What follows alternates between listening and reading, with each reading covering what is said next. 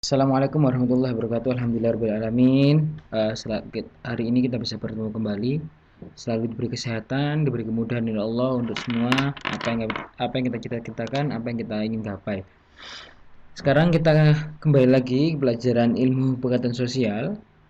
Ini melanjut materi yang kemarin. Selanjutnya kita materi selanjutnya adalah perilaku masyarakat di era globalisasi. Perubahan sosial budaya akibat globalisasi telah merambah hampir pada semua lapisan masyarakat dunia. Masyarakat dunia, sengaja atau tidak, telah terpengaruh oleh perubahan ini. Perubahan sosial budaya yang dialami masyarakat dunia menimbulkan berbagai perilaku, baik yang positif dan negatif. Ada dua pilihan anak-anak, jadi ada dampak positif dan negatifnya terkait globalisasi. Jadi globalisasi tidak hanya negatifnya saja, pasti ada yang namanya positifnya. Kita akan ke positifnya dulu.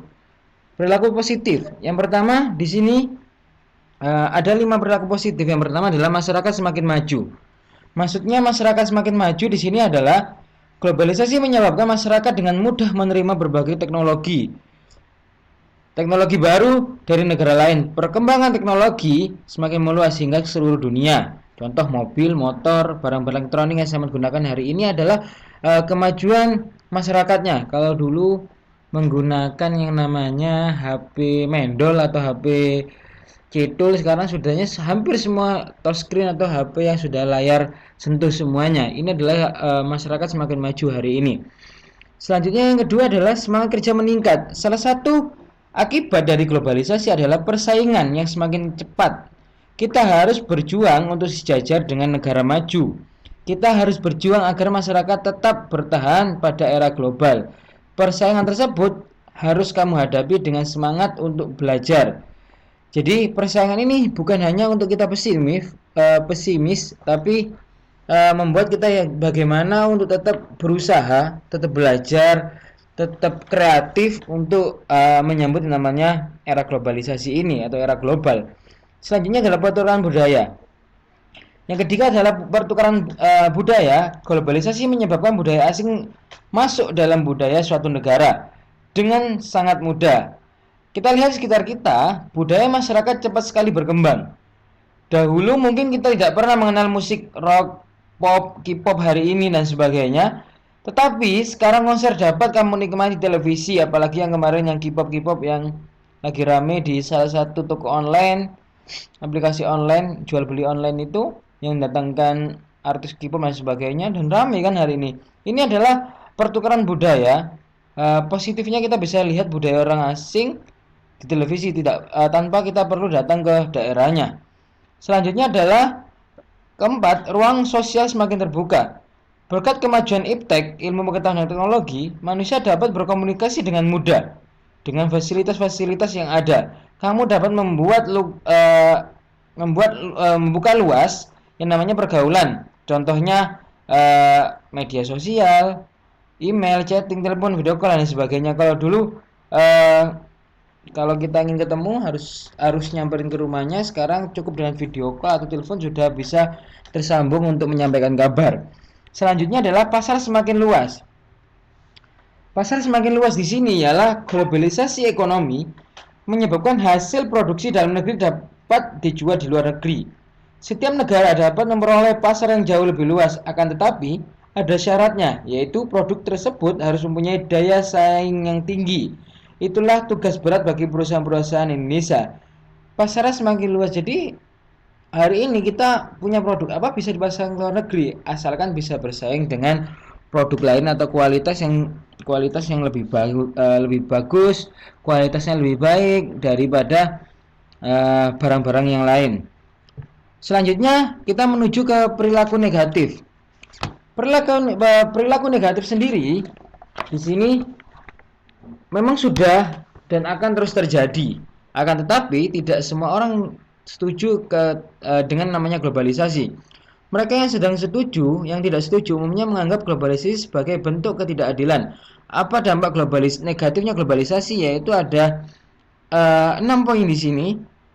Yang pertama adalah membanjiri produk luar negeri. Membanjirnya produk luar negeri di sini, dalam globalisasi kamu akan dihadapkan pada berbagai produk luar negeri. Mulai dari berbagai barang elektronik, mobil, dan motor adalah produk milik perusahaan luar negeri.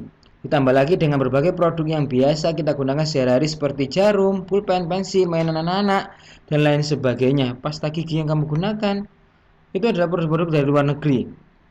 Jadi banjirnya produk luar negeri ini adalah dampak negatif dari yang namanya globalisasi. Akhirnya produk-produk dalam negeri susah untuk bersaing kecuali produk dalam negeri mampu kualitas dan harga mampu bersaing dengan produk luar negeri. Itu mampu dan diminati oleh masyarakat Indonesia. Ketika produknya gitu aja, akhirnya produk luar negeri yang bisa membanjiri atau yang masuk dalam negeri yang sangat banyak digunakan untuk kegiatan sehari-hari. Selanjutnya sikap konsumerisme. Konsumerisme yaitu paham atau ideologi yang menjadikan seseorang atau kelompok yang menjalankan suatu proses konsumsi barang-barang hasil produksi secara berlebihan atau tidak sepantasnya dan dilakukan secara sadar dan berkelanjutan.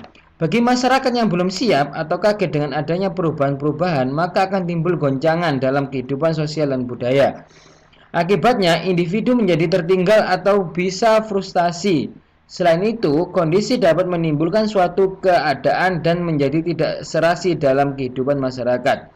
Ini adalah ideologi yang menjadikan seorang atau kelompok menjalankan suatu proses konsumsi barang hasil produk secara berlebihan. Contohnya kayak gini, kayak kemarin Shopee 11.11, semuanya di check out semua, dibuat belanja semua. Rasa ingin belanja sangat kuat dengan harga yang sangat miring. Ini bangsa kita adalah bangsa yang gampang untuk mengkonsumsi. Konsumen ada tetangganya punya, kita ingin, ada yang tetangganya punya, sebelahnya juga ingin, dan sebagainya. Itu adalah sikap konsumerisme. Boleh punya sikap itu, tapi tidak boleh berlebihan lah, atau lebih baik dikurangi terkait sikap itu. Selanjutnya yang ketiga adalah ketergantungan terhadap negara maju. Ketergantungan negara maju, negara berkembang pasti punya daya ketergantungan kepada negara yang maju. Termasuk Indonesia, biasanya belum siap menghadapi globalisasi. Sarana dan prasarana ekonomi di negara berkembang masih kurang. Oleh karena itu, negara berkembang akan berlomba-lomba mencari pinjaman modal kepada negara maju. Akibatnya, negara maju yang memberi pinjaman dapat mengelola sumber daya negara berkembang dengan bebas. Umumnya, negara berkembang masih menjadi korban dengan adanya globalisasi. Ini dampak negatifnya adanya namanya globalisasi yang ketergantungan terhadap negara maju. Negara berkembang pasti minjem uangnya kepada negara maju, dan nantinya negara maju akan semena-mena atau carpe diem lah, bahasanya kita carpe diem kepada negara yang berkembang. Selanjutnya adalah kerusakan lingkungan hidup. Mungkin kamu kita sering mendengar yang namanya isu-isu terkait kerusakan lingkungan hidup, atau ada bangunan tidak adanya andal analisis masalah dampak lingkungan. Jadi kerusakan lingkungan yang akhir-akhir ini dibahas tentang pemanasan global, kerusakan lingkungan terhadap sebenarnya menjadi ancaman bagi seluruh penduduk dunia. Tuntunan kemajuan mengharuskan negara-negara berkembang atau negara-negara maju pun melakukan berbagai cara, salah satunya dengan usaha mengeksploitasi sumber daya tanpa perlu mempertimbangkan kerusakan lingkungan yang timbul akibatnya. Polusi udara semakin meningkat, pencemaran semakin tidak terkendali, belum lagi sumber daya alam banyak rusak, alam pun akhirnya menjadi korban globalisasi. Contoh gambar yang di layar anak-anak itu adalah dampak dari globalisasi.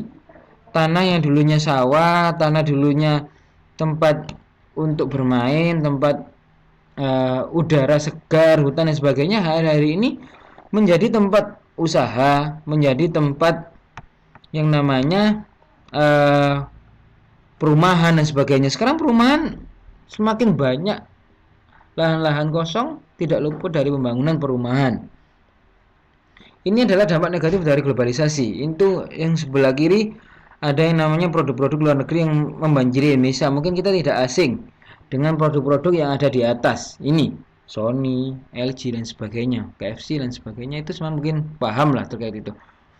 Pengangguran, lapangan pekerjaan semakin sempit. Ini adalah dampak dari negatifnya namanya globalisasi. Yang terakhir adalah nilai-nilai sosialnya masyarakat semakin hilang. Masuknya budaya barat dan semakin sibuknya setiap orang mengejar kemakmuran menyebabkan nilai-nilai sosial semakin memudar.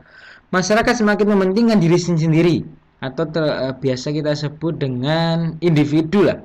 Tidak gak ngurusi uang lah. Kebanyakan hari ini kebanyakan kayak gitu. Nilai kebersamaan dalam gotong royong dan musyawarah sudah mulai hilang. Orang sibuk bekerja setiap hari sehingga kurang peduli dengan lingkungan sekitar. Masyarakat yang hidup dalam semangat kegotong royongan bergeser menjadi masyarakat individu. Contohnya adalah masyarakat hari ini kadang kalau ada tetangganya kena bencana atau ada orang kecelakaan malah sibuk untuk merekam, bukan sibuk untuk membantu dan sebagainya. Ini adalah contoh kecil dari nilai-nilai sosial. Berharap ketika dia merekam banyak di-repost akun-akun media sosial lainnya. Lebih baik kan HP-nya ditaruh terus dibantu orang yang kesusahan, yang jatuh dan sebagainya, kan lebih manfaat di situ. Mungkin itu aja anak-anak. Terima kasih. Ketika ditanyakan atau ada yang ingin diskusikan bisa melalui grup-grup yang ada di sudah tersedia. Sekian dari Pak Rahman, semoga kita diberi kemudahan dan diberi keberkahan oleh Allah. Wallahul muwaffiq ila aqwamit thoriq. Wassalamualaikum warahmatullahi wabarakatuh.